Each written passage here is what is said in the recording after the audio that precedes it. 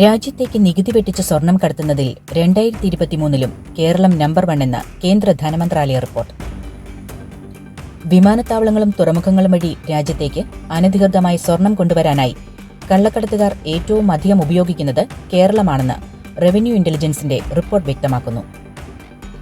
November വരെയുള്ള കണക്കുകൾ പ്രകാരം സ്വർണ്ണക്കടത്തിൽ കേരളത്തിന് തൊട്ടുപിന്നിൽ തമിഴ്നാടും മഹാരാഷ്ട്രയുമാണ്. 2022 സ്വർണ്ണക്കടത്തിൽ 3-ാം സ്ഥാനമായിരുന്ന കേരളം 1ഉം 2ഉം സ്ഥാനത്തായിരുന്ന തമിഴ്നാടിനെയും മഹാരാഷ്ട്രയെയും ഇത്തവണ മറികടന്നുവെന്ന് കേന്ദ്രത്തിന്റെ കണക്കുകൾ പറയുന്നു. കേരളത്തിലേക്ക് അനധികൃതമായി സ്വർണം കൂടുതലെത്തുന്നത് ഗൾഫ് രാജ്യങ്ങളിൽ നിന്നാണെന്നും കസ്റ്റംസ് DRI അധികൃതർ പറയുന്നു. കോവിഡ് കാലത്ത് കേരളത്തിൽ കുറഞ്ഞിരുന്ന സ്വർണ്ണക്കടത്ത് കേസുകൾ പിന്നീട് വിമാന സർവീസുകൾ സാധാരണഗതിയിലായതോടെ വർദ്ധിക്കുകയായിരുന്നു.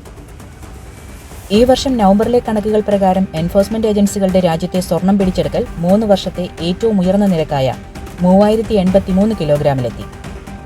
ഈ പട്ടികയിൽ ഒന്നാമതെത്തിയ കേരളത്തിൽ 4 വർഷത്തിനിടെ 3173 കേസാണ് റിപ്പോർട്ട് ചെയ്തത്. 2291.51 കിലോഗ്രാം സ്വർണം പിടിച്ചെടുത്തു.